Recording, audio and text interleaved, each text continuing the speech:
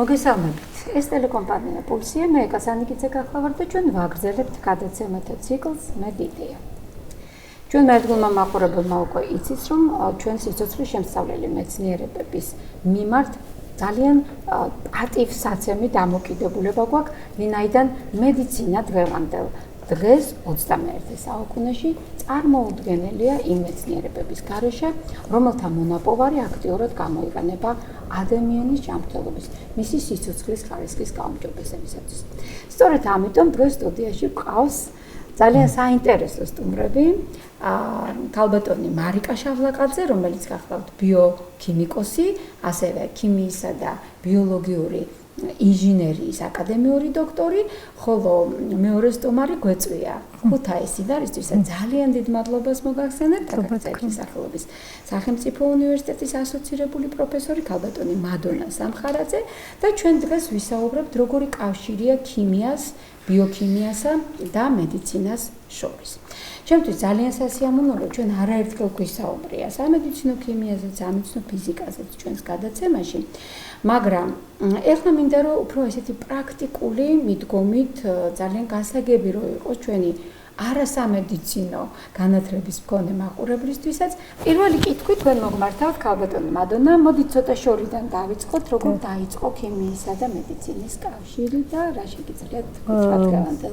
მოგესალმებით და მადლობას მოგახსენებთ ჩვენი მოწვევისათვის და მინდა ვთქვა, რომ ქიმიასა და მედიცინას შორის კავშირები ჯერ კიდევ შუა საუკუნეებიდან და უფრო ადრეული პერიოდიდანაც მოდის, მაგრამ აი თუ გადავხედავთ ჩვენ ქიმიის ისტორიას, განსაკუთრებით ეს კავშირი იკვეთება მაშინ, როდესაც შეიქმნა ასეთი მიმართულება იატროქიმია, რომლის ფუძემდებელი და ერთ-ერთი არაჩვეულებრივი წარმომადგენელი პარაცელსი გახლავთ.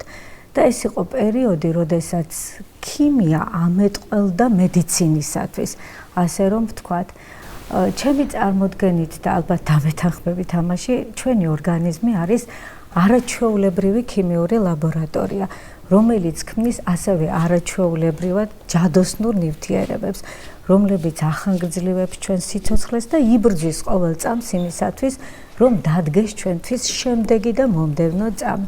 მაგრამ რაღაც მომენტებში შეიძლება ეს აირიოს, შემოიჭრას უცხო მტერი და აი მაშინ განსაკუთრებული ბრძოლა სჭირდება ჩვენ ორგანიზმს. და სწორედ დიდი მეცნიერებიც და პარაცელსი იყო ის პირველი, რომელმაც მედიცინა ქიმიის ენაზე ამეტყველა და ესეთი იდეა მოგვაწოდა, რომ რადგან იქ ქიმიური ნივთიერებები წარმართავს ამ ყველა პროცესს, ბრძოლა აი ამ პათოლოგიასთანაც ასევე ქიმიური ნივთიერებებით უნდა მოხდეს. ამიტომ მე არ გამომივა მიკერძოებაში და ვიტყოდი, რომ ქიმია არის მედიცინის ნამდვილი მეკავშირე და საფუძველი იმისათვის, რომ ორგანიზმს მოუტანოს გამარჯვება. და მედიცინასთან ერთად მან საინტერესო გზა გაიარა. თუნდაც იატროქიმია არის ამის ერთ-ერთი მთავარი მანიშნებელი და ინდიკატორი ჩვენს ენაზე, რომ ვთქვათ. თანამედროვე მედიცინაში არის აი ქელატოთერაპია, არის მაგალითად იმუნოთერაპია, ძალიან ბევრი მიმართულებები, რომლებიც დაფუძნებულია ქიმიაზე და თუნდაც აი ჩვენ რო წარმოვიდგინოთ რაღაც ერთი პატარა ტკივილგამაყუჩებელი აბი, თუნდაც პარაცეტამოლი, თუნდაც ანალგინი, ნიმესილი, რასაც ჩვენ ყოველდღიურად ვიღებთ და არც კი ვფიქრობთ იმაზე, რა დგას ამის უკან. ამის უკან დგას ის შრომა, რომელიც ჯერ ჩაიდო ლაბორატორიაში და შემდეგ ლაბორატორიიდან მან ასე ვთქვათ ნაბიჯ-ნაბიჯ გაიარა გზა თითოეულ ადამიანამდე. რა თქმა უნდა ეს მოხდა ექიმის და ექიმთა ჯგუფის მეთვალყურეობის ქვეშ, ეს მოხდა დიდი გამოცდების ქვეშ, მაგრამ თვითონ ყველაფერი რა თქმა უნდა დაიწყო ლაბორატორიიდან. და სხვათა შორის ასევე მინდა ვთქვა, ძალიან მიყვარს ამ თემაზე საუბარი, ქელატოთერაპიას განსაკუთრებით წინა პლანზე წამოვწევ ხოლმე, ეს ალბათ შემთხვევითიც არა, იმიტომ რომ მე თვითონაც კოორდინაციულ ნაერთებში ვმუშაობ და მიმაჩნია, რომ ეს არის სწორედ ის ერთობლივი ძალა, სადაც ყველაზე მეტად ჩანს ქიმიისა და მედიცინის კავშირები.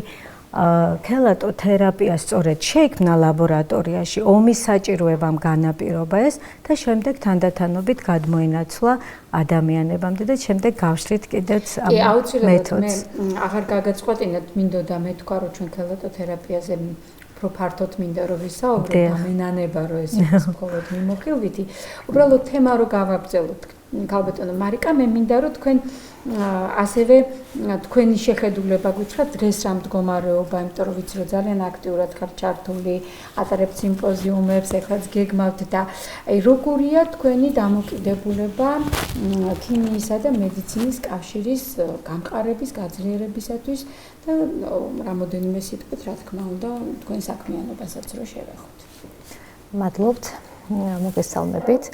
მინდა აღვნიშნო პირველ რიგში ალბათ აქედან დავიწყებდი საქართველო ძალიან მდიდარია ბუნებრივი რესურსებით და აი წარმოუდგენლად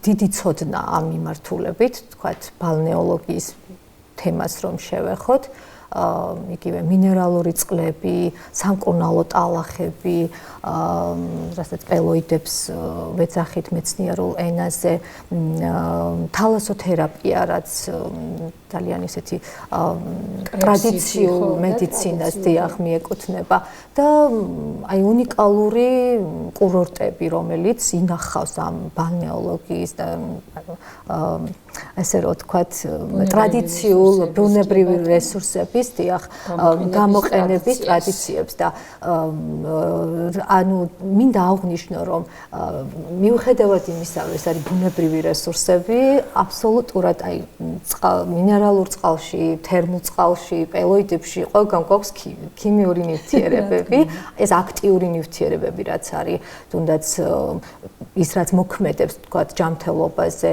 ბიოქიმიურ ციკლს ქმნის, თქვათ იმ ეფექტებს რაც მათ ახასიათებს, ეს ყველაფერი არის ქიმია.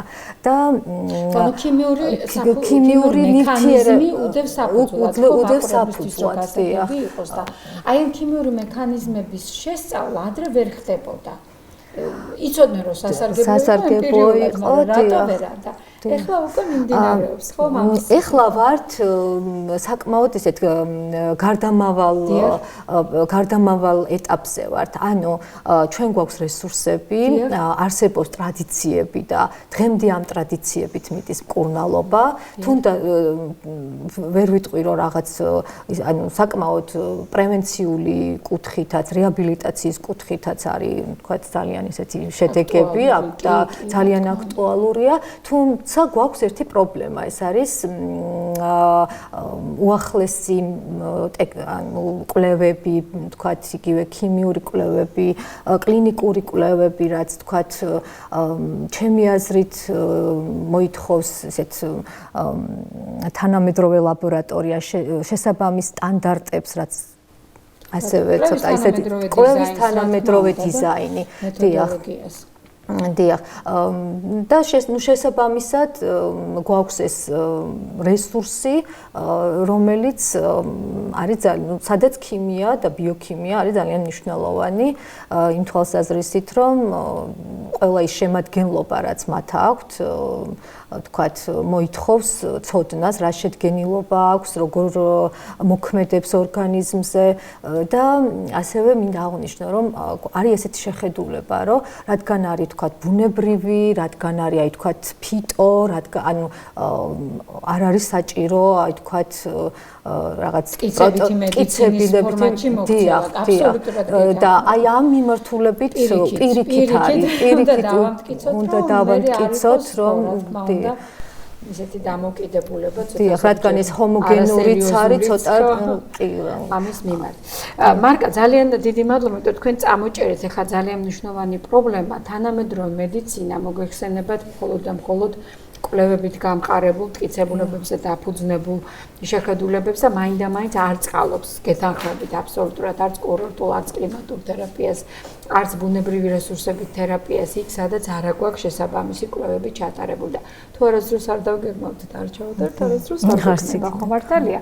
ამიტომ ბუნებრივია იქ, სადაც გადამეტებულია ეს და დაფუძნებულია უბრალოდ რაღაცა ძველ გამოცდილებაზე, ტრადიციაზე, იქაც გვჭირდება ახსნა, მაგრამ იქ, სადაც ნამდვილად შეიძლება არსებობდეს საფუძველი და ამის ქიმიური მექანიზმების გამოტანა დღეს პრობლემა აღარ არის თანამედროვე ტექნოლოგიების გამოყენებით, როგორც გვებრძანა და მეთოდების, რატომაც არა, იმიტომ რომ ეხლა შექმნილია მე პირადად რაშიც ვარ ჩართული და ნამდვილად ვიცი გოგირდის წყებთან დაკავშირებით HORIS ის ასეთი მსოფლიო ფონდი, მსოფლიო ორგანიზაცია, რომელიც ყველა ქვეყანაში თუ სადმე არსებობს გოგირდის შემცველი სამკურნალო წყლები, იღებს ამ ნიმუშებს, სწავლობს მათ მექანიზმებს და გასაოცარი მექანიზმები და ძალიან საინტერესო ასე ვთქვათ, მონაცემები დაიდო ამასთან დაკავშირებით. ჩვენ გქონდა ეს სიმპოზიუმზე წარმოდგენილი და სიმპოზიუმის თემებზე მე კიდევ აუცილებლად დავბრუნდები, რომ კიდევ ერთხელ დავუსაბუთოთ მაყურებელს, რამდენად საინტერესოა, ჯერ მარტო თემების მიხედვით უკვე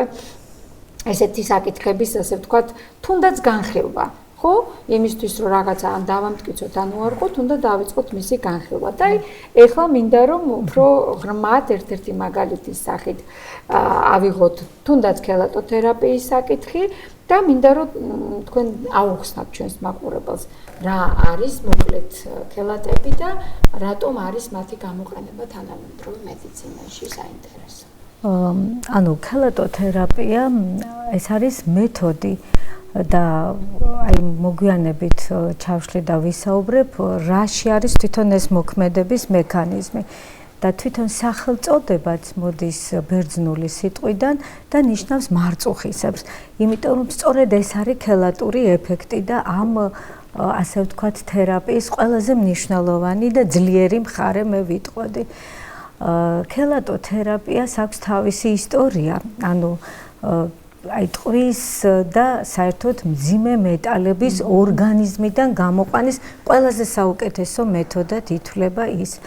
და როგორ მოქმედებს? ანუ ქელატები არიან აქტიური კომპლექს წარმომქმნელები, რომელიც სხვადასხვა ფორმით შეიძლება შეყვანილი იქნას ორგანიზმში და ისინი აკეთებენ ძალიან საინტერესო და ასე ვთქვათ, მნიშვნელოვან სამუშაოს, გარკვეულწილად იჭერენ ბრჭყალებში აი ამ მძიმე მეტალებს, ანუ ორგანიზმისათვის ტოქსიურ მეტალებს და გამოჰყავთ ისინი ხსნადის სახით. შეიძლება სხვადასხვა გამონაყოფებთან ერთად გამოვიდეს ეს ორგანიზმიდან. მაინც რომელ მეტალებზე არის საუბარი? პირველ რიგში მე ვიტყოდი ტყვია, სწორედ მის მოსაშორებლად იქნა, ესე ვთქვათ, ის ლაბორატორიაში შექმნილი კომპლექსური ნაერთები კარგად იკავშირებდნენ ტყვიას, რომელიც გარკვეულ პირობებში მიუღწევადი და ძნელად გამოსაყვანი იყო ორგანიზმიდან და შესაძლებელია იქნეს გამოყენებული აგრეთვე მაგალითად ვერცხლის წყლის შემთხვევაში და რკინაზეც ვიტყოდი, აი რკინაზეც შევჩერდებოდი, არიან ისეთი ადამიანები, რომლებიც ხანგრძლივი დროის განმავლობაში ღებულობენ, უფრო სწორედ იძულებული არიან თავიანთი ჯანმრთელობის მდგომარეობის გამო მიიღონ რკინაშემცველი პრეპარატები, რკინა ბმული სახით, რა თქმა უნდა, ორგანიზმისათვის საშიში არ არის ეს ჩემზე უკეთ მოგეხსენებათ, მაგრამ თავისუფალი სახით ის ჩვეულებრივი ტოქსიური ლითონი არის.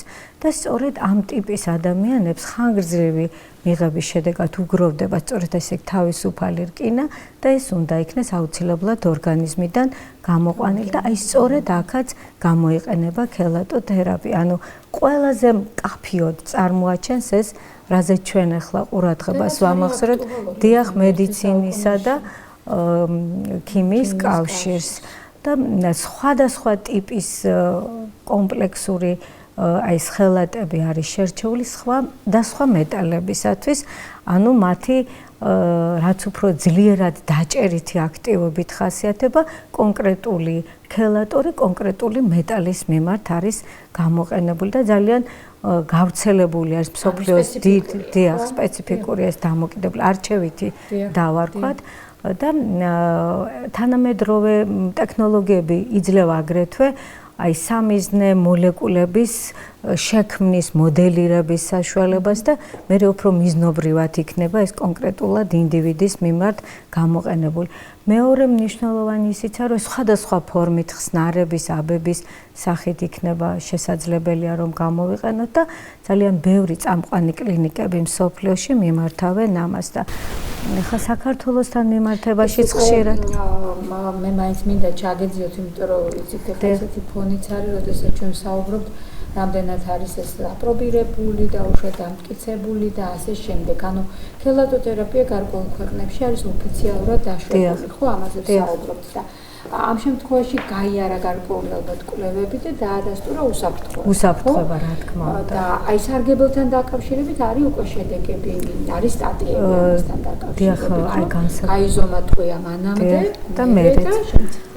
ანუ აი ამას ადასტურებს ამ კითხვაზე ესეთი პასუხი მექნებოდა, რომ თვითონ ამ მეთოდს რადგან იყენებს ისრაელის და ამერიკის წამყვანი კლინიკები, კლივნეძის კლინიკაზე მინახავს პირადად მე ეს კვლევები, ვიტყოდი, რომ ეს არის სწორედ მანიშნებელი იმისა, რომ ეს არის ეფექტური და შედეგიანი, რა თქმა უნდა და აი ჩვენი ქვეყნის მიმართებაშიც მიფიქრია, მაგრამ ალბათ აქ გათვლა უნდა გაკეთდეს პაციენტთა რაოდენობრიობაზე.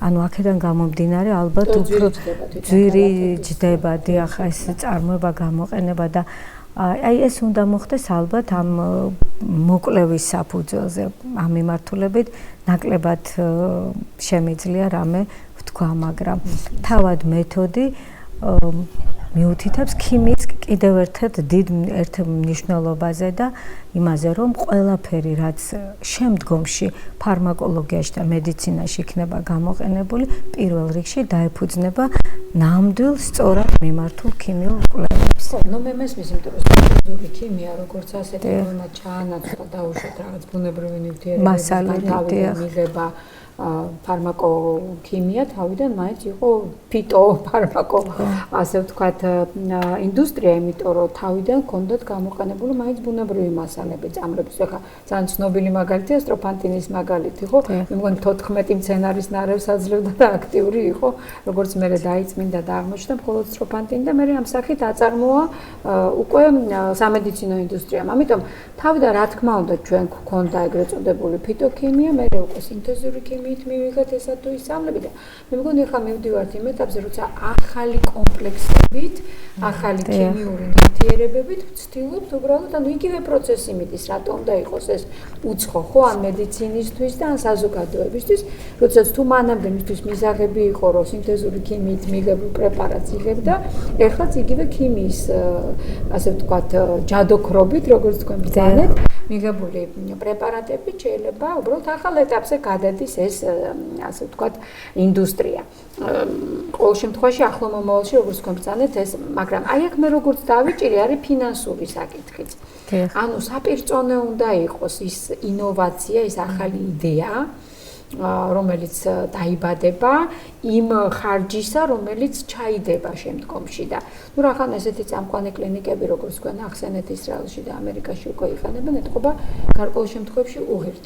არის სიტუაცია, სადაც განსაკუთრებით აი სამხედრო მედიცინაში ალბათ არის სიტუაცია, სადაც ალბათ ტოქსიკოლოგიაში სხვა მეთოდების გამოყენებისას თუ ვერ არის მიღებული შედეგები, როგორც უნდათ, ну, ალბათ უღირთ, რომ ქელატოთერაპიაც ჩართონ, იმიტომ რომ არაფერს არ კარგავენ, ხო ისე ყველა ვარიანტში სამწუხაროდ სხვა მეთოდით კურნალობისას თუ ჩაუვარდეთ და ვერ მიიღეს შედეგი, ურჩევნიათ რომ ქელატოთერაპიის მეთოდით ცადონ, ну, იქნება და გადაარჩინონ ადამიანი. და აი ესეთი ცუცადოვარი შორის არჩევანის ეტაპზე როცა ვართ, ნამდვილად ყოველთვის ღირს ხარჯის გაღება.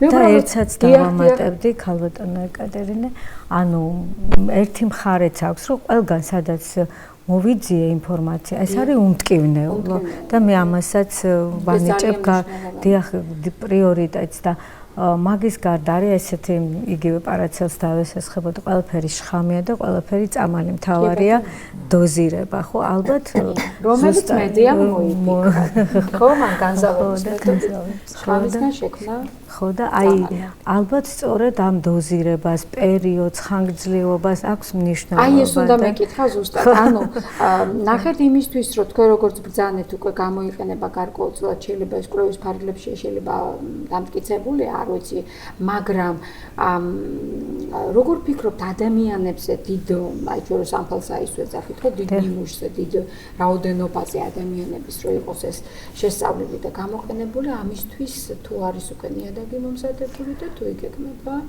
მსგავსი კვლევები რომ სერიულად გაეშვას მე უკვე დიახ მე რამდენად ფსიქოლოგიაში მაინც მე რამდენადაც ვიცი არის ეს კვლევები და ესეთი მასალებიც მინახავს რომ გადასხმების სახით კეთდება ადამიანი თავს გრძნობს ძალიან მშვიდად და ამ დროს შეუძლია იყოს აგრეთვე აქტიური უყუროს რაღაცას იგივე დალიოს ყავა ესაუბროს იქვე თანამყოფს და აბსოლუტურად ისე დაცულად იგრძნოს თავი და თავარია ეს ყველაფერი ეს რაც ჩვენ საუბრობთ რისთვისაც ხდება ამ სინთეზთან კავშირი ეს მიმართულია იქეთკენ რომ ადამიანის ჯანმრთელობა მოწესრიგდეს მოგვარდეს და იგრძნოს უკეთესად ფაქტია რომ ხდება ეს ასე და ზუსტად ამიტომ გახდა ეს თემა ესეთი პოპულარული და გახდა აგრეთვე ეს მოთხოვნადი მედიცინაში რომ დაინერგოს და მოხდეს მასე დაკვირვება ალბათ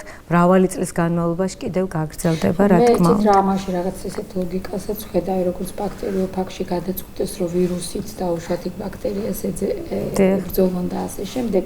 რაღაც ტენდენცია არის ისეთი უკვე თითქოს მსოფლიოში და განსაკუთრებით აი ფარმაცევტულ ინდუსტრიაში რომ ისეთი კვლევების შედეგები დაანერგონ რომელიც აშკარად არის ისევ ბუნებრივი საშუალებით ან რაღაცა ისევ ქიმიური და პროცესებით, ანუ ლოგიკური პროცესებით მიღებული გარკვეული ნივთიერებების მსგავსით ასე ვთქვათ, მკურნალობის და განდევნის. ისიც მიკროორგანიზმია, ისიც დაუშვათ მიკროა, ისიც დაუშვათ ქიმიური ნივთიერებაა, ესეც მძიმე მეტალი ქიმიური ნივთიერებაა და აი ეს მსგავსის ასე ვთქვათ გამოდევნის და განეიტრალების ტენდენციებზე მივდივართ. განსხვავებით დაუშვათ კურამედიანას გარახავ ახსენეთ ეს პარაცელსიც და მედიას, სადაც კონტრარია მკურნალობა მქონდა, ანუ საპირისპირო მკურნალობა და აი აქ მინდა ისევ ქალბატონი მარიკა ჩართო ამ თვალსაზრისით, როგორ ფიქრობთ, აი ეს ღონისძიებები, რომლებსაც თქვენ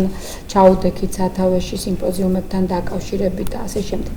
შეუწყობს თუ არა საქართველოში, გასმის რომ ძალიან ძვირადღირებულია კვლევები, მეთოდებიც ასე ადვილად მიღწევადი არ არის, მაგრამ შეუწყობს თუ არა ის კვლევები თუნდაც რაც ეხლა მიმდინარეობს, თუნდაც უნივერსიტეტების ბაზებზე, იმ ლაბორატორიების ბაზებზე, რომელიც ასე თუ ისე ჯერ კიდევ არსებობს, იმიტომ რომ სტატია რომ მომზადოს კვლევა უნდა ჩაატაროს ხო ადამიანმა რომ მიიღოს მონაწილეობა თქვენს მერე უკვე კონფერენციაში. როგორ ფიქრობთ, შეუწყობს თუ არა ხელს ასეთი კვლევების წარმოებას და საერთოდ რა მდგომარეობა გვაქვს კვლევების თვალსაზრისით? აი ესეთი ჩემი დაკვირვებით გვაქვს ესეთი, ანუ ვართ ლაბორატორიაში მეცნიერები, საკმაოდ კარგ შედეგებს დებენ. ძალიან კარგი მიღწევები, ესეთი აქტუალური კვლევები, დიდი ცოდნა იქნება და მოგეხსენებათ ახლა ამ მიმართულებით ცოტა ესეთი ფუფუნებაა კარგი კვლევის დაგეგმვაც და შემდეგ განხორციელებაც და კადრიც დიახ ნუ ხორციელდება ეს სამეცნიერო კვლევითი გრანტებით თუ რაღაც უნივერსიტეტის დაფინანსებით თუ ასე შემდეგ განხორციელებული კვლევები რაც არის ცოდნა ნამდვილად არის ძალიან დიდი არსებობს ცოდნა მაგ მიმართულებით, დიდი რესურსია და დიდი განძია. თუმცა არის ისეთი კვლევები, რომლებიც თქვათ არის გამოყენებითი, მაგრამ ანუ მეცნიერს უკვე იმის რესურსი აღარ აქვს, რომ იგივე პრეკლინიკური კვლევები აწარმოოს, თქვათ იყოს დაამყაროს კოლაბორაცია, მოახდინოს კოლაბორაცია თქვათ კლინიკასთან და უკვე შემდეგი გაგრძელება რაც არის, რომ თქვათ მივიდეს საბოლოოდ ჯანდაცვის სისტემამდე, მივიდეს პაციენტამდე, ან კომერციალიზაციის მოსახლეობის ხო აი ეს უნიკალური კვლევები ხშირ შემთხვევაში PDF-ში რჩება, ან ანგარიშის, ან მაგრამ აი რა დადებითი აქვს ეს არის სიმპოზიუმი, ან საერთაშორისო კონფერენცია თუ კონგრესი, რაც ჩავატარეთ, ასევე პლატფორმა არის, სადაც არა მხოლოდ მეცნიერები მონაწილეობენ, არამედ ექიმები, კლინიკის, თქვათ, მენეჯერი თუ დირექტორი, ნებისმიერი დაინტერესებული სტუდენტი და ასე შემდეგ, დოქტორანტი, აი აძლევს საშუალებას, რომ ეს ადამიანები შეიკრიბონ და გაცვალონ თავიანთი დიახ, ცოდნა და ასევე დებატებიც საკმაოდ საინტერესო იდეები მიღწევები. ძალიან დიდი მადლობა. მე ვფიქრობ, ჩვენი გადაცემის საერთოდ ქვაკუთხედი არის ის, რაც ახლა ითქვა. კავშირი ქიმიურ ლაბორატორიას, ქიმიკოს, ბიოქიმიკოსსა და ძალიან ფრაგმენტულია ეს. კი ბატონო, კლინიკასა და ზოგადად ბიზნესსა და საზოგადოებას შორის, იმიტომ რომ თუ ადამიანმა ძალიან საინტერესო იდეა დადო, მე ეს ლაბორატორიაში დამტკიცა, მაგრამ კონკრეტულ დაავადებასთან ბრძოლაში კლინიკური კვლევის დონეზე ამისი დასაბუთება ვერ მოხდება, ან როგორც კომზარეთ კომერციალიზაცია თუ ვერ მოხდება და გამოყენებითი თუ არ იქნება ეს კვლევა და თუ ვერ დაინერგება პრაქტიკაში, ხო რომ გამერე დადებითი გავლენა მოახდინოს ჩვენს გარემოზე, დაუშვათ ცხოვრებაზე, იგივე აი ჩვენ ახლა საუბრობდით ტყვიაზე და ტყუის შემცველი უამრავი შეიძლება ჩვენ გარშემო ნივთი იყოს აქაც ამ სტუდიაშიც გარეთ და ჩვენს ბინებში. კი ბატონო და შესაბამისად ჩვენ შეიძლება ისეთი ეკოლოგიური წარმოებისკენ და ეკოლოგიური ინჟინერიისკენაც კი ბატონო წავიდეთ სწორედ აი ამ კვლევების შემდეგ და რაღაც ძალიან დიდი გარდაცეხა მოახდინოს თუნდაც ისეთი პატარა ქვეყნის წარმოებაში როგორიც საქართველოს რომ რაღაცა ბიომასალების წარმოება ამას წინებზეც გქონდა ჩვენ ერთ-ერთ ძალიან სასიამოვნო ახალგაზრდა მეცნიერთან ამაზე საუბარი. ბიომასალების წარმოებაც, რაც ჩვენი ჯანმრთელობის ერთ-ერთი მთავარი საფუძველია დღევანდელ სამყაროში, სადაც ცხოვრობთ, სადაც მუშაობთ და რითი ვიკვებებით და რა მოქმედებს ჩვენს ჯანმრთელობაზე, სწორედ რომ ქიმიის გარეშე არის წარმოუდგენელი. ამიტომ ვფიქრობ, ძალიან დიდ საქმეს აკეთებს, როდესაც თქვენ თქვით ესეთ პლატფორმას, სადაც შეიძლება რომ ექიმი, ბიოქიმიკოსი თუ სხვა ერთად ასე ვთქვათ, შეიყაროს და იმჭეროს ამ საკითხებზე, მაგრამ ფინანსურად როგორც მე მივხვდი, ბიზნესმენის დაინტერესება, რომ აი ეს აღმოჩენა დანერგოს, როგორც ჩანს, ჯერჯერობით მცირეა და შეიძლება მეტი პოპულარიზაცია ჭირდება. და აი ამიტომ ვფიქრობ, რომ აი ახლა კარგი მომენტია გავიხსენოთ, რა ვიცი, ჩამოვთვალოთ სიმპოზიუმზე, რომელიც ბოლოს ჩაატარეთ. ძალიან საინტერესო თემები იყო, ეგ ალბათონი მადონას მოხსენებით დაწყებული ქელატოთერაპია, რომლის პრაქტიკაში გამოყენება სწორედ იქნებოდა ტოქსიკოლოგიაში, მძიმე მეტალებთან ბრძოლაში ამის დანერგვა. ასეთი იყო ასევე ძალიან საინტერესო ჩემთვის მაგალითად ძვლის ნაცრის საფუძველზე მიღებული ბიომასალა, რომელიც სტომატოლოგიაში შეიძლება იყოს გამოყენებული და მე ვფიქრობ, ძალიან მნიშვნელოვანია ქვეყანამ რომ მსგავსი რამ აწარმოოს და შესთავაზოს დანარჩენ მსოფლიოს ეს შეიძლება არ იყოს მხოლოდ ერთი კონკრეტული ლაბორატორიის ან გამომგონებლის მიღწევა და წარმატება, ქვეყნის წარმატებაც იყოს. ფსევდოპეპტიდებზე იყო ძალიან საინტერესო მოხსენება, პელოიდების ქიმია თქვენ ახსენეთ კიდევაც ძალიან მნიშვნელოვანია. ძალიან დამაინტერესა მე პირადად ფტალოციანინების თემა, იმიტომ რომ ეს ფოტოდინამიკური მკურნალობა ონკოლოგიაში ვფიქრობ ერთ-ერთი ძალიან საინტერესო ახალი იდეა ჩანს და ამის მექანიზმებიც ძალიან მნიშვნელოვანია და ასე შემდეგ. მაგრამ ერთ-ერთი ასევე ძალიან საინტერესო თემა იყო თქვენ წეგან ახსენეთ თალასოთერაპია და არ მინდა რომ ესე მიგვრჩეს.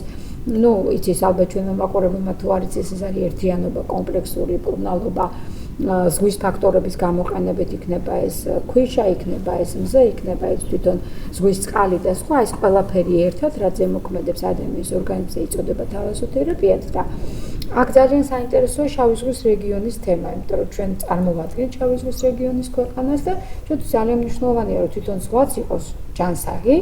ანუ როცა შედის იქ ადამიანი და ან იკვებება იმ ზღვაში დაჭერილი თევზით, დარწმუნებული ვიყოთ, რომ ჯანსაღია ეს ყველაფერი და რაც მთავარია გამოვიყენოთ ზღვის ქვიშის თუ მზის და ჰაერის ენერგია ერთად, ანუ თალასოთერაპია განკურნებისათვის.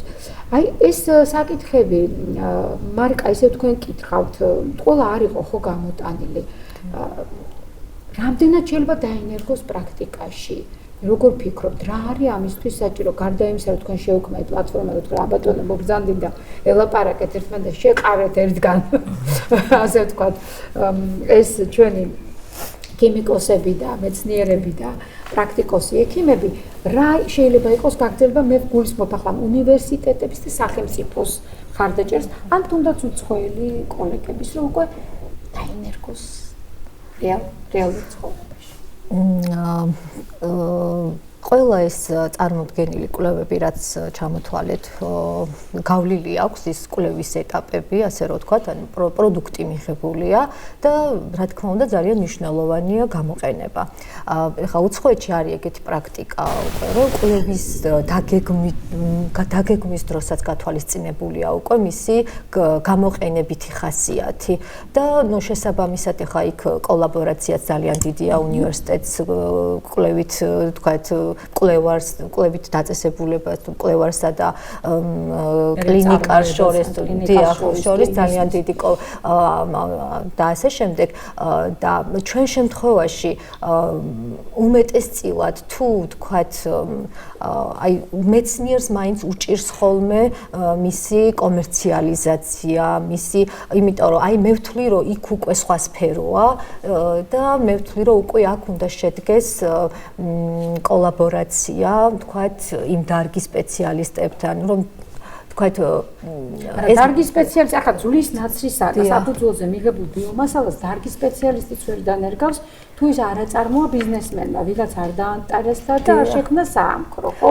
დაუშვათ აი კონკრეტულ საკითხს. დიახ, მაგ მასალას ვთქვათ, რომელსაც როგორ შეიძლება იყოს, როგორ ფიქრობთ? სახელმწიფოს როლი ინტერესი უნდა იყოს პირველ რიგში, რომ ვთქვათ, მინერალურ და ადგილობრივ ვთქვათ, ნედლეულზე დამზადებულ აი ესეთ ვთქვათ, ნივთიერებას კონდეს, ვთქვათ, მივიდეს ვთქვათ პაციენტამდე თუ ანუ გამოყენებითი ხასიათი კონდეს და იგივე ეკონომიკური თვალსაზრისითაც ვთქვათ რაღაც დიახ იქცეს პროდუქტად პირველ რიგში ალბათ ის რომ ეს სისტემა უნდა იყოს, სისტემა, სადაც ყველაფერი ჩართული იქნება. იგივე პრეკლინიკური კვლევებიც აუცილებელია, თქვათ, კლინიკაშიც, თქვათ, გამოიცადოს, ხო, იმიტომ რომ ეხლა ლაბორატორიაში მიღებულ ნივთიერებას კი არის ბიომასალა, აქვს კარგი შეთავსებადობა ქსოვილთან, თქვათ, მაგრამ დიახ, იგივე სტანდარტებთან მიმართებაში შედარება უნდა მოხდეს და ასე შემდეგ, რასაც ცალკე კიდე დამატებით რაღაც ხარჯებიც ჭირდება, რესურსი ჭირდება, თქვათ, ადამიანური და რა თქმა უნდა, ამ ყველაფერს ჭირდება ესეთი კონსორციუმი, გუნდი, ვინც იმუშავებს ამ საკითხზე. აი მე ვფიქრობ საინტერესო რამ თქვით თქვენ გამოდის რომ მაინც მარტო ბიზნესმენის ამარა ვერ დავრჩებით. ვერადია. უნდა იყოს ალბათ მართლა სახელმწიფო კონსორციუმი, რომელიც მოაგროვებს ხოლმე რაღაც წელიწადში ერთხელ თუნდაც აღარ ვლაპარაკობ ჯერ მარტო დაფინანსებას, ჯერ ვსაუბრობთ იმაზე, რომ რა იდეებია, რა მიღწევებია ლაბორატორიებში, ჯერ დაინერგოს უნდა კვლევა, ესე გამოდის კლინიკური კვლევა. ამ კლინიკური კვლევების დაფინანსება უნდა აიღოს ვიღაცამ თავის თავზე.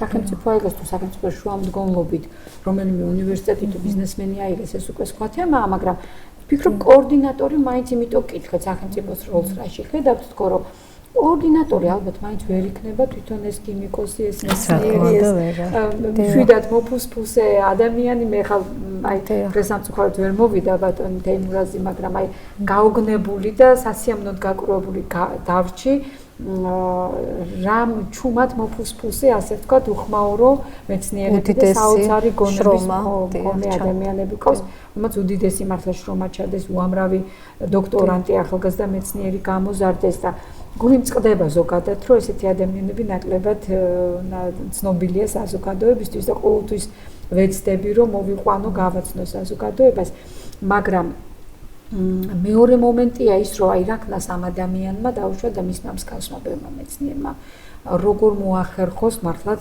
თავისი პროდუქტის უკვე დანერგვა პრაქტიკაში თუ არ იქნება ხელშეწყობა.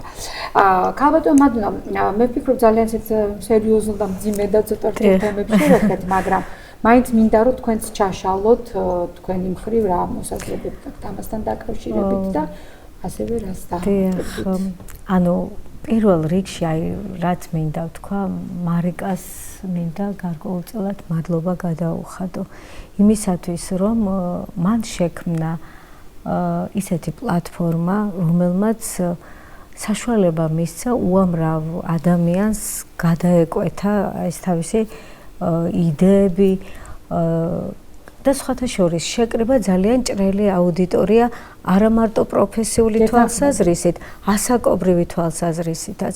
როდესაც ჩატარდა ეს სიმპოზიუმი, პირველში მე ვერ მივიღე მონაწილეობა გარკვეული მიზეზების გამო და აი ძალიან კმაყოფილი და ბედნიერი ვიყავი იმით, რომ მეორე სიმპოზიუმზე მიწვეული ვიყავი მარიკას მიერ და მოვისმინე ყველა ის საინტერესო იდეა, მოხსენება, რომელზეც ახლა თქვენ საუბრობდით და კიდევ უფრო ნათელი წარმოდგენა შემექმნა იმის შესახებ, რომ ადამიანის შესაძლებლობებს მართლა არ აქვს საზღვარი.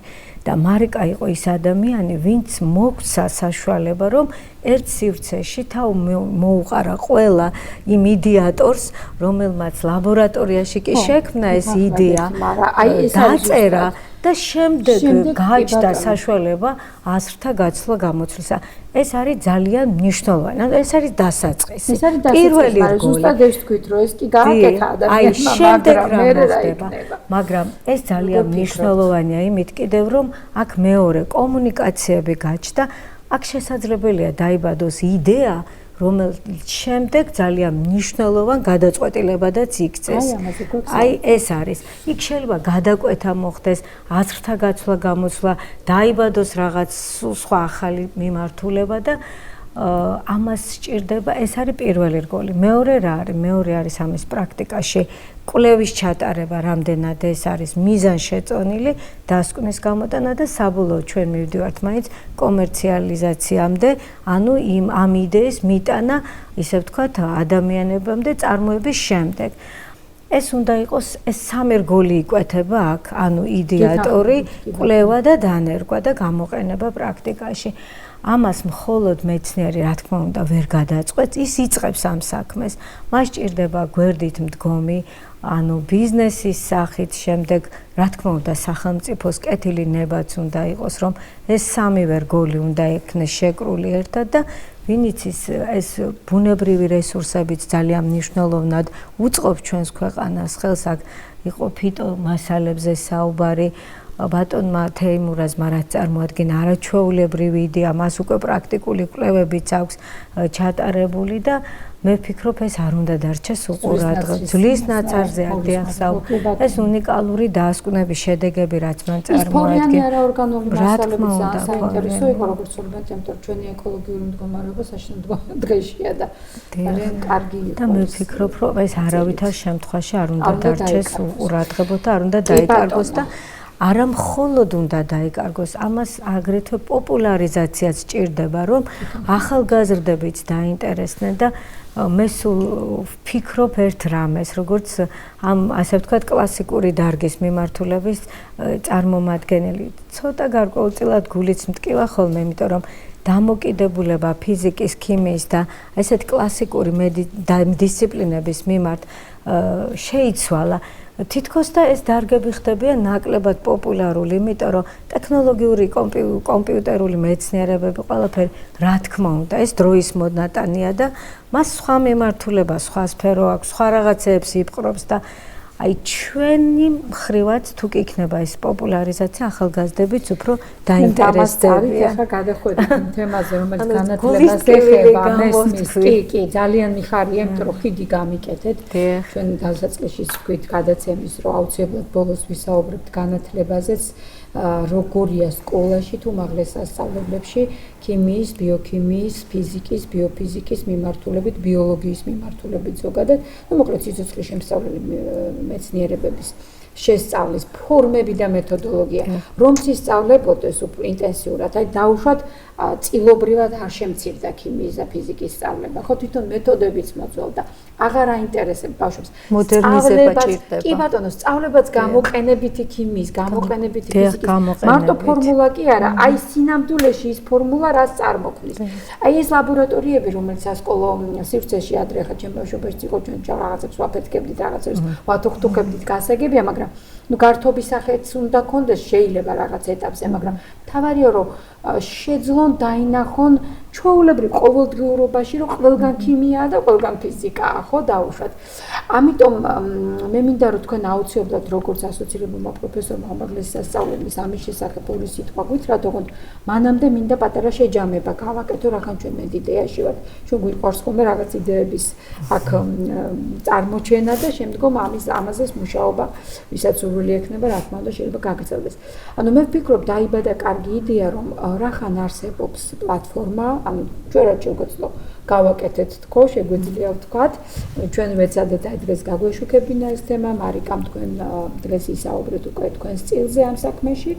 ეხლა უკვე ალბათ შეიძლება მოხდეს გარკვეულწილად შეთავაზების გაკეთება სახელმწიფოსთვის, რომ შეიქმნას რაღაც სპეციალური კონსორციუმი ექნება, პლატფორმა ექნება, საბჭო ექნება, ერქმება ცენტრი ექნება, რაც იქნება, მაგრამ რომელიც გადაარჩევს.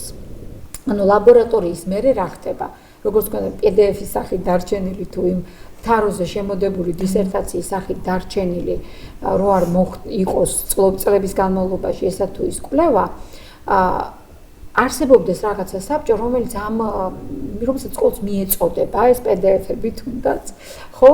ან ეს პროდუქტები, რომელიც ლაბორატორიაში შეიქმნას რეგისტრი პირველ რიგში, ნებისმიერ საქართველოს ნებისმიერ ლაბორატორიაში, უნივერსიტეტში თუ ინსტიტუციაში შექმნილი პროდუქტი, კვლევის შედეგი წავიდა აი ამ კვლევის ანალიტიკურ ცენტრში, პირობითად დავარქვათ ახლა ასე, მათ გადაარჩიეს პრიორიტეტულად რა არის ამ წუთას მნიშვნელოვანი და რისი დანერგვა შეიძლება და რისთვის ეკოლოგიის გაუმჯობესებისთვის თუ კონკრეტულად წამლად თუ დიაგნოსტიკის მეთოდად თუ ასე შემდეგ და როდესაც მოხდება ამისი სორტირება, მერე უკვე კიდევ მეორე ეტაპზე მოხდება ასე ვთქვათ დათვლა რისი კლინიკური კვლევა შეიძლება ჩატარდეს და რა დაჯდება, ვინ დააფინანსებს, რისი შეიძლება გადაიდოს. და მერე უკვე როდესაც კლინიკური კვლევის დაფინანსების საკითხი დადგება და სახელმწიფოს ბიზნესმენის თუ რომელიმე უნივერსიტეტის მიერ ეს მოხერხდება და შედეგები დაიდება, მერე უკვე ყველა სენდომება, რა თქმა უნდა, მტკიცებულებებზე როცა იქნება დამყარებული, გამოჩნდება აუცილებლად ის სახელმწიფო თუ კერძო სტრუქტურა, რომელიც მოინდომებს ამის კომერციალიზაციას და პროდუქტის სახით არა მარტო საქართველოში. ამას ძალიან ვუსვამხას. არამედ საზღვარგარეთ გაყიდვას საერთაშორისო ბაზარზე, რაც კიდევ ერთხელ ვამბობ, ჩვენი ქვეყნის ეკონომიკის გაძლიერებას, მე სულ ვამბობ, რომ ჩვენი ეკონომიკის სიძლიერე მაინც არის ჩვენი ერუდიცია, ინტელექტი, ინტელექტუალური სიმდიდრე, გონებრივი, იმიტომ რომ ახლა პროდუქტი ესეთი მძიმე მრეწველობის სახით ჩვენ აქ ახლა ტანკები ვაწარმოოთ, მოწმა დაგვიფაროს თუ დიდი მანქანები თუ ტრაქტორები, ახლა ამ წუთას ეს ცოტა წარმოუდგენელია, თორე იყო დრო მეტალურგია ძველი კოლხეთიდან, როგორც ასეთი გავრცელდა და გახდა ცნობილი ევროპისათვის და დანარჩენი მსოფლიოსათვის. ამიტომ ეს მე მგონი შევაჯამეთ, რომ ეს იქნებოდა კარგი იდეა, შეიქმნას აი ამ კვლევების ანალიტიკური ცენტრი და შემდეგ უკვე დაიგეგმოს პრიორიტეტული კვლევების კლინიკურ კვლევებში და მერე უკვე მრეწველობაში დანერგვა. ეხლა რაც შეეხება განათლებას. ჯერ მინდა თქვენ კითხოთ ქალბატონ მადონ და მერე უკვე რაც დაგრჩებათ სათქმელი და ამით დავასრულებთ დღეს ჩვენს გადაცემას. სასკოლო დონეზე ვთქვით, რომ სასურველი უფრო სახალისო იყოს, უფრო გასაგები იყოს, იმიტომ რომ სასკოლო მაინც პროგრამების ფუნქცია არის ბაზისური ცოდნის მიცემა და ინტერესის გაღვივა. ეს რომ გასაკეთებელია სასკოლო რეფორმის ფარგლებში, ეს გასაგებია და ამაზე ხა დროის დაკარგვაც კი არ მინდა, იმიტომ რომ ეს არის უკვე აქსიომა. ამას მტკიცებაც აღარ ჭირდება. მაგრამ რა ხდება დღეს უმაღლეს სასწავლებლებში? რა კატეგორიას ვასწავლით ჩვენ ქიმიას, სამედიცინო ქიმიას თუ ბიოქიმიას? ვინ რჩება ინტერესის სფეროში ქიმიის? იქნება ის მით უმეტეს სამრეწველო ქიმიაც თუ სამედიცინო ქიმიაც და სამედიცინო ფაკულტეტის სტუდენტებთან ქიმიის სწავლების კუთხით რა პრობლემები გვაქვს დღეს? მოდი მე მაინც სკოლიდან დავიწყებდი და ერთ გარკვეულ მიმართულებაზე გავამახვილებდი ყურადღებას, რადგან მეც გარკვეული გამოცდილება მაქვს ამ მიმართულებაში.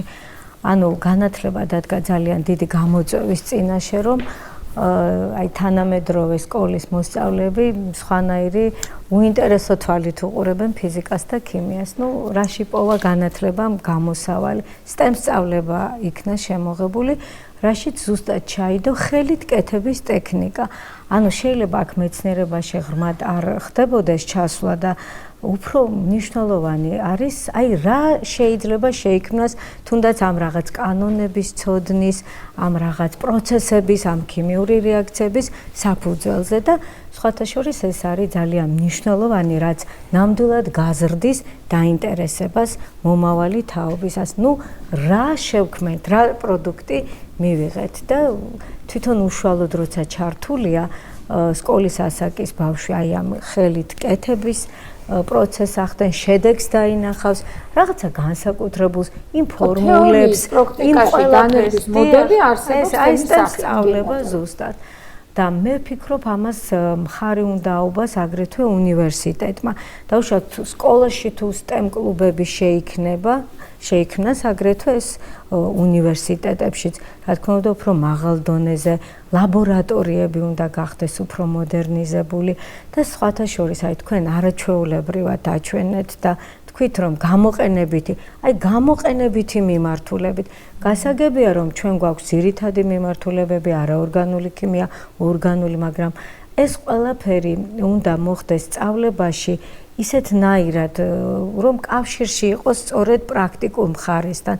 ანუ ლაბორატორიაშიც ხდებოდეს თუნდაც ისეთი სამუშაოების ჩატარება, რომელიც დაგვანახებს რა გამოყენებადი ნივთიერებების სინთეზი შეიძლება მოხდეს ქიმიის საფუძველზე და უფრო ინოვაციური უნდა იყოს ეს ყველაფერი. ანუ რამე ერთებია სასარგებლო, რამე ერთებია საზიანო.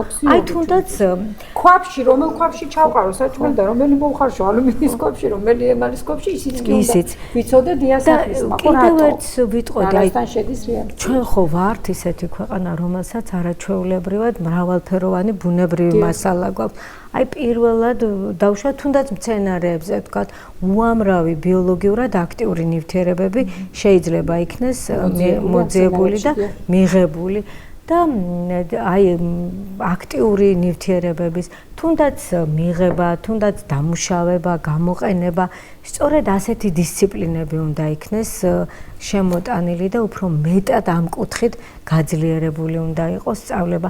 და სხვათა შორის ყოველთვის როცა ტრადიციული მიმართულებები ისწავლება, მე ვფიქრობ ეს მორგებული უნდა იყოს კონკრეტული ქვეყნის კონკრეტულ შესაძლებლობებზე. იმიტომ რომ ახლა ჩვენ არა ვართ ჩრდილოეთის ქვეყანა, უფრო სამხრეთული ქვეყანა, ჩვენ თავისებური ფლორა და ფაუნა გვაქვს და პროგრამები ადაპტირებული უნდა იყოს. მე ამას ვფიქრობ, ხო. აი მაგალითად ერთი მოდული მაინც შედიოდეს. ხო, შედიოდეს, რომ აი საქართველოს ბუნებრივი რესურსების გამოყენება. არის ისეთი რესურსი, აი მაგალითად მანგანუმის ცნობილი მომპოვებელი ქვეყანა იყო ხო საქართველო, ახლა ნაკლებად არის ეს, მაგრამ არის კიდევ სხვა რესურსები. ჩვენ შავი ზღვის ქვეყანა ვართ, ხო? აი შავი ზღვის აუზი რა საშუალებას იძლევა, რა რესურსების მოპოვებას, აი რა მიმართულებების განვითარებას, მცენარეებიდან რა შეიძლება იქნეს მიღებული. სანაპიროზე შეიძლება იქვე ლაბორატორია შეიქმნას. და ძალიან მიმაჩნია რომ ყველაფერი უნდა გაკეთდეს იმისათვის, რომ დაინტერესება იყოს თვითონ აი ასე ვთქვათ დანახვითი კუთხით და პრაქტიკული კუთხით, იმიტომ რომ 1000 ნანახს ჯობია ერთხელ რაღაც გააკეთოს ადამიანმა და დაინახოს შედეგი და მე ვფიქრობ ეს ჩვენი მეცნიერებები ამ ასე ვთქვათ არაპოპულარული და ამჩეხური მდგომარეობიდან რაც შეიძლება მალე უნდა გამოვიდნენ. აბსოლუტურად გეთანხმებით და მაინც კიდევ ერთი ნაწილი მინდა დავაკონკრეტო ჩემი წინა კითხვის, რახან ჩვენ ჩავშალეთ ახლა ეს კითხვა განვაზოგადეთ ძალიან ლამაზად გვიპასუხეთ და ძალიან მომეწონა ეს შავი ზღვის ლაბორატორიის თემაც და უმაღლესებში დამებად ეხავცებ საუბრის დროს ასეთი რამ, თანხებზე რომ საუბრობდით, თანხების ნაკლებობა რო არის.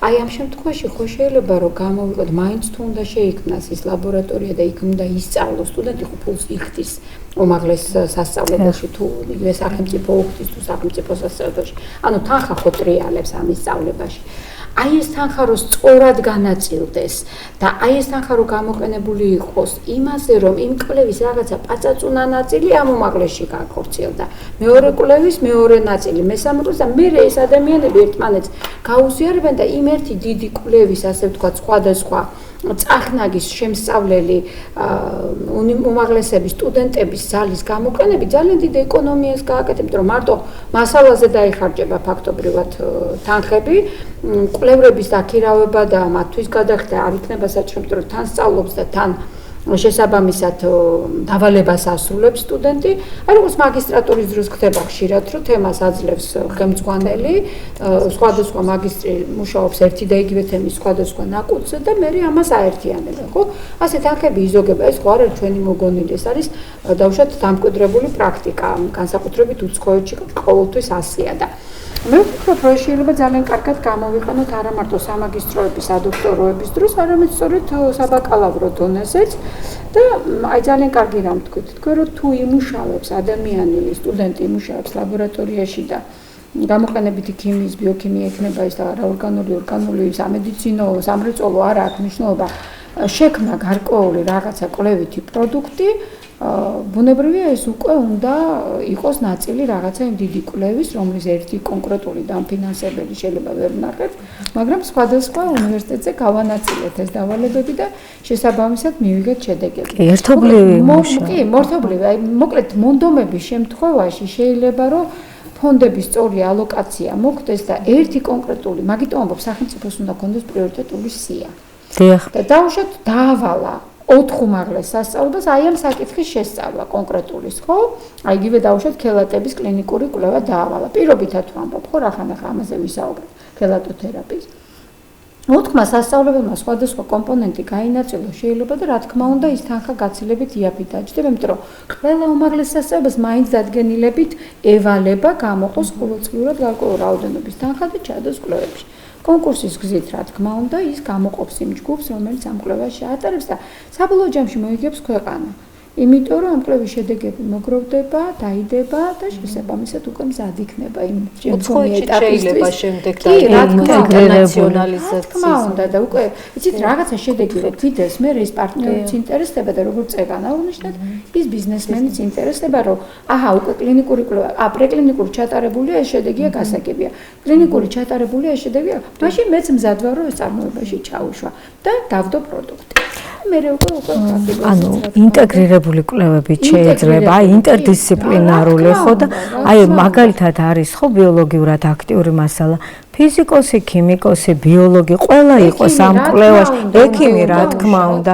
ეს გუნდი ყველაფერი, ყველანაირად უნდა იყოს ეს. ადამიანის მონაწილეობით არის და როდესაც ექიმია ჩართული და ეხლა თქვენ წარმოიდგინეთ რამხელა ფუფუნება იქნებოდა ჩვენთვისაც მე რო ჩემი თვიკლავდი თავს და რომელი ATF-ად მიდიოდა და რომელი ATN-ები რა შეებოდა ამაზე რო არ მეფიქრა და დავუშვათ ყოლოდა გვერდით ქიმიკოსი იქ სადაც ქიმიკოსი მჭირდებოდა და ფიზიკოსი იქ სადაც ფიზიკოსი მჭირდებოდა თუ ბიოლოგი და ერთი გუნდი რო ყოფილიყავით ჩემთვის ის თუნდაც ჰაშორიესის კვლევაზე ძალიან დიდი ენერგია დაიხარჯა იმიტომ რომ რაღაცების გახსენება მომიწია და ხელახლა წაკითხვა რა თქმა უნდა ქიმიიდანაც და ბიოქიმიიდანაც და ასე შემდეგ.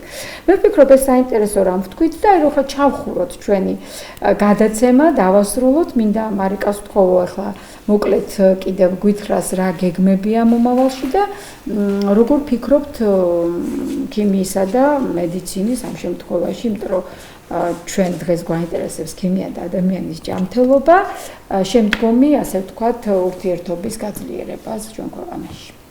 დიახ, სწორედ ამ რასაც ახლა ვისაუბრეთ, იგივე თქვათ კვლევების ინტეგრირება მედიცინაში და ასე შემდეგ, სწორედ ამ თემებს ეხმაურება, ახლა დაგეგმილი მეორე სიმპოზიუმი, ბათუმის საერთაშორისო სიმპოზიუმი, ბათუმის შოთა რუსთაველის სახელმწიფო უნივერსიტეტთან თანამშრომლობით.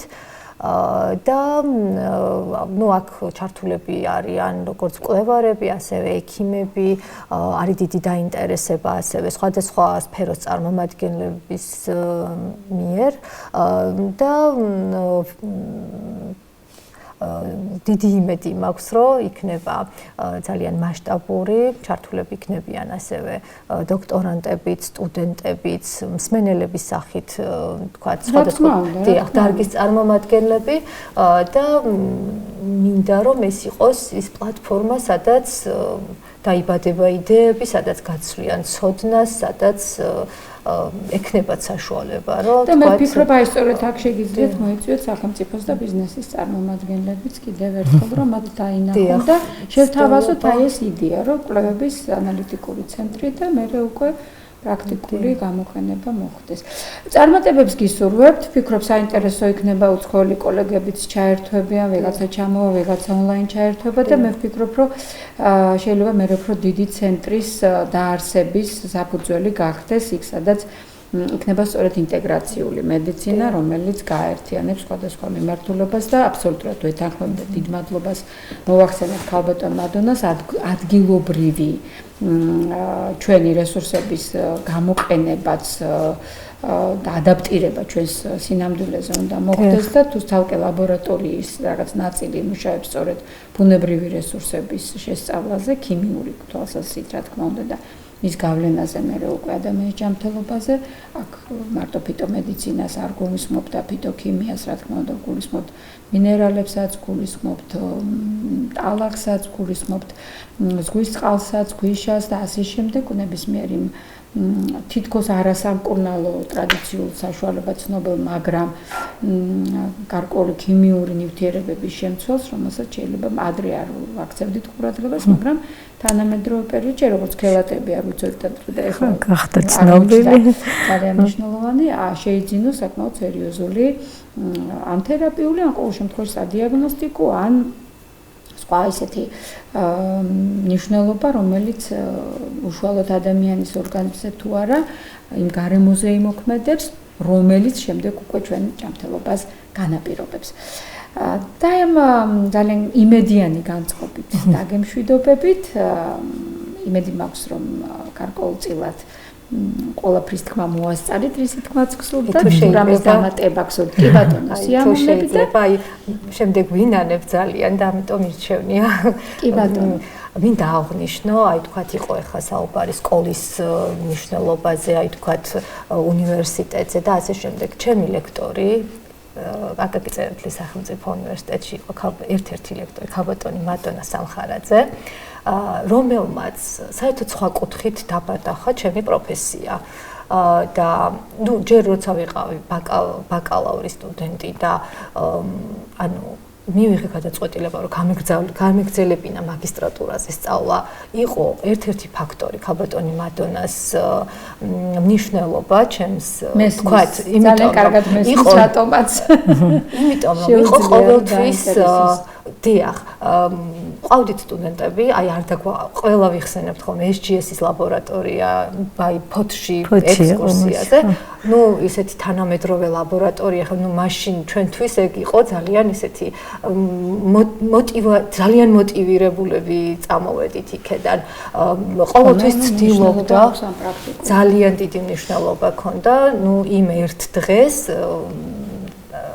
ფაქტობრივად რა გადამაწყვეტინა, რომ შემდეგ დოქტორანტურაზეც გამიგრძელებინა სწავლა. მესმის მარკა, ძალიან დიდი მადლობა, რომ ეს აღნიშნეთ, მაგრამ ნახეთ, მე მინდა ამას განზოგადებული სახე მივცე, იმიტომ რომ თქვენ ახლა აღნიშნეთ საკადრო რესურსის და პედაგოგის როლი.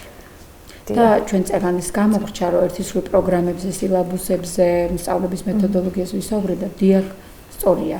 მადლობა მარიკა ამის აღნიშვნისთვის, ჩვენ გვჭირდება ისეთი პედაგოგებიც, რომელსაც თვითონ იქნებიან იმდანად გულანთებულები, შემოქმედებითები, რომ გადასდებენ ამ განწყობას.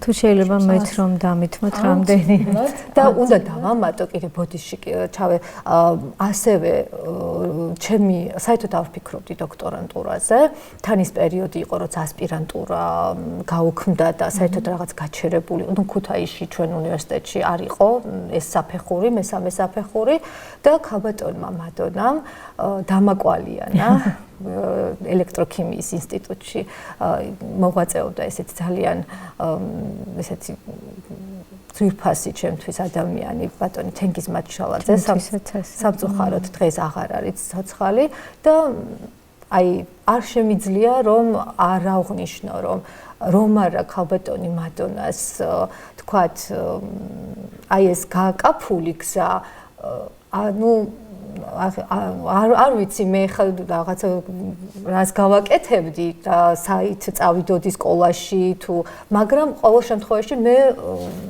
ჩემთვის ძალიან დიდი გზა გააკაფა, როდესაც დამაკავშირა ბატონ თენგიზ მაჩალაძეს და ნუ შემდეგ ბატონ თემურ ჭეიშვილს ბატონი თენგიზის შემდეგ და ანუ ეს ძალიან პერსონალებს ძალიან დიდი მნიშვნელობა აქვს. გეთანხმებით აბსოლუტურად მადლობას მოგახსენეთ რომ გაიხსენეთ თქვენი პირველი მენტორიც და ახლა ბატონ თემურს მეც პირადად ვიცნობ და წეგან ზუსტად ეგ აღნიშნე რომ ჩვენ არ ვიცით ეს ადამიანები. ფართო საზოგადოებამ არ იცის და ალბათ ძალიან საინტერესო იქნება ზოგადად რაღაც პატარა ნარკვევი მე ისტორია დაიწეროს ქიმიის განვითარებისა საქართველოში და ყველა ის ადამიანი იყოს მოკლედ მაინც მოხსენებული ვინც ახლა ესეთი დიდი წვლილი ჩანდა ყოველ შემთხვევაში გამოყენებითი ქიმიის თვალსაზრისით. გისმენთ ქალბატონ მადონა და მადლობა მარიკა და ძალიან ცოტა მწვენია კიდეც რომ ამდენი ისაუბრა ჩემზე და მარიკასნაირი ადამიანები ჩემთვის სტიმული არიან და ეხლა აი გეგმავ რომ იმ კონფერენციაზე რომელსაც ის ბათუმში გამართავს ჩემი ორი სტუდენტი და მეც ერთად მივიღებთ მონაწილეობას და ეს იქნება ყველაზე ალბათ რეალური გზა იმისათვის რომ ყველა ახალგაზრდამ დაინახოს რა შეუძლია გააკეთოს მეცნიერებას და ნამდვილად ქიმია ყოველთვის იყო დარჩება და იქნება მომავალშიც მედიცინის ერთ-ერთი ყველაზე დიდი მეკავშირი.